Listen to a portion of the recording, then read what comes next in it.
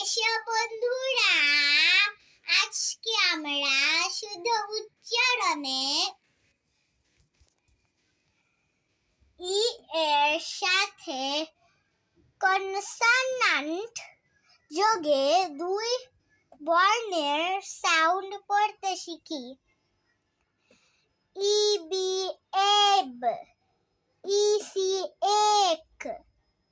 ই D এড, E F F, E G egg, E J egg, E K এক, E L L, E M M, E N N, E P F,